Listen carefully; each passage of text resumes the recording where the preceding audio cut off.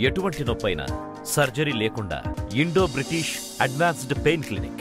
Hi అండి, welcome to Telugu one news. నేను రూపా నాదెల్ల.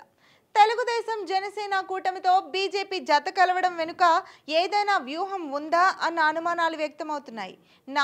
నాంచి చివరకు కూటమిలో తాను భాగమే అని ప్రకటించిన బీజేపీ ఆ తరువాత సీట్ల సర్దుబాటు విషయంలో కూడా గందరగోళ పరిస్థితులు ఏర్పడేలా వ్యవహరిస్తుంది. రాష్ట్రంలో ఆ పార్టీ వాస్తవ బలాన్ని పరిగణనలోనికి తీసుకుంటే పొత్తులో భాగంగా ఆ పార్టీకి దక్కిన అసెంబ్లీ స్థానాలు, లోక్సభ స్థానాలు చాలా ఎక్కువన్న అభిప్రాయం సర్వత్రా వ్యక్తమైంది.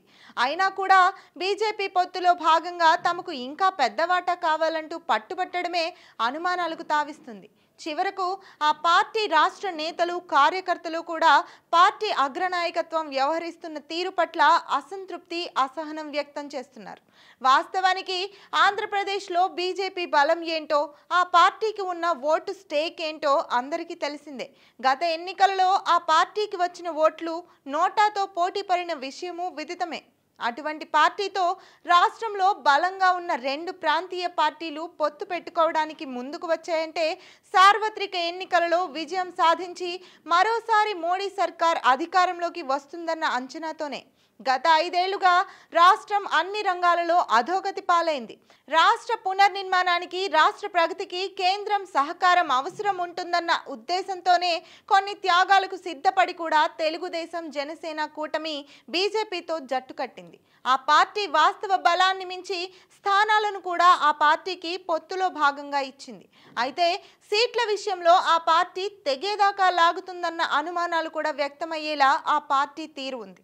పొత్తులో భాగంగా బీజేపీకి దక్కిన 10 అసెంబ్లీ స్థానాలకే బలమైన అభ్యర్థులను నిలబెట్టే పరిస్థితి లేని బీజేపీ ఇప్పుడు అదనంగా మరో స్థానం కావాలని పట్టుబట్టడం, ఆ స్థానం కూడా నిన్నటి వరకు రాష్ట్రంలో వైసీపీకి గట్టి మద్దతుదారిగా నిలిచిన బీజేపీ రాష్ట్ర మాజీ అధ్యక్షుడు సోము వీర్రాజు కోసం పట్టుబట్టడం చూస్తుంటే కొందరు అభ్యర్థులను ఆ పార్టీ వైసీపీని గెలిపించడం కోసం నిలబెడుతోందా అన్న అనుమానాలు బీజేపీ వర్గాల నుంచే వ్యక్తమవుతున్నాయి. తమకు అదనపు సీటు కావాలని, అది కూడా సోము వీర్రాజు కోసమని బీజేపీ కోరడంపై తెలుగుదేశం జనసేన శ్రేణుల్లో తీవ్ర అసహనం వ్యక్తమవుతోంది. అది తెలుగుదేశం పార్టీకి కంచుకోట లాంటి రాజమండ్రి నుంచి సోములు పోటీకి నిలిపేందుకు బీజేపీ రాజమండ్రి రూరల్ లేదా అర్బన్ స్థానాన్ని కేటాయించాలని కోరడాన్ని తెలుగుదేశం జనసేన శ్రేణులే కాదు, చివరాఖరికి రాష్ట్ర బీజేపీ నేతలు, కార్యకర్తలు కూడా తప్పుపడుతున్నారు. తాజాగా మంగళవారం విజయవాడలో జరిగిన బీజేపీ కీలక భేటీలో పొత్తులో భాగంగా మరొక అసెంబ్లీ సీటు కావాలని తెలుగుదేశం పార్టీని కోరాలని ఆ పార్టీ నిర్ణయించింది. అంతేకాదు, తాము 11 అసెంబ్లీ స్థానాలలో అభ్యర్థులను నిలబెట్టనున్నామని ఆ పార్టీ జాతీయ నేత సిద్ధార్థనాథ్ సింగ్ ఆ సమావేశంలో చెప్పినట్లు సమాచారం. ఆ అదనపు సీటు రాయలసీమలోని తంబళ్లపల్లె లేదా రాజంపేట ఇవ్వాలని బీజేపీ తెలుగుదేశం పార్టీని కోరుతోంది. అదేవిధంగా ఉమ్మడి తూర్పుగోదావరి జిల్లా అనపర్తి బదులు రాజమండ్రి రూరల్ లేదా రాజమండ్రి అర్బన్ సీటు కావాలని బీజేపీ పట్టుబడుతోంది. ఆ 2 నియోజకవర్గాల్లో ఇప్పటికే తెలుగుదేశం అభ్యర్థులను ప్రకటించేసింది. ఆ 2 నియోజకవర్గాలలో ఏదో ఒక స్థానం తమకు కేటాయిస్తే అక్కడి నుంచి పార్టీ రాష్ట్ర మాజీ అధ్యక్షుడు సోము వీర్రాజును నిలబెడతామని చెబుతుంది. దీంతోనే పొత్తులో భాగంగా బీజేపీ ఏదైనా బ్యాక్ స్టాంపింగ్ వ్యూహం పన్నిందా అన్న అనుమానాలు పరిశీలకుల నుంచి వ్యక్తమవుతున్నాయి. సోము వీర్రాజు కోసం పార్టీలోని ఒక వర్గంతో పాటు ఆర్ఎస్ఎస్ ప్రముఖుడితో పాటు బీజేపీ జాతీయ స్థాయి నాయకుడు ఒకరు గట్టిగా ప్రయత్నిస్తున్నట్లు కమలం శ్రేణులు అంటున్నారు. మద్దతిస్తున్నట్లు పార్టీ వర్గాలు చెప్తున్నాయి. అయితే బీజేపీ కోరుతున్న 2 నియోజకవర్గాల్లో తెలుగుదేశం ఇప్పటికే అభ్యర్థులను ప్రకటించేయడం, ఏమాత్రం ప్రజా మద్దతు లేని సోము కోసం ఆ సీటు త్యాగం చేయడం అయ్యే పని కాదని తెలుగుదేశం వర్గాలు చెప్తున్నాయి. అన్నిటికీ మించి సోము వీర్రాజు తెలుగుదేశం పార్టీకి, చంద్రబాబుకు వ్యతిరేకంగా పనిచేశారు.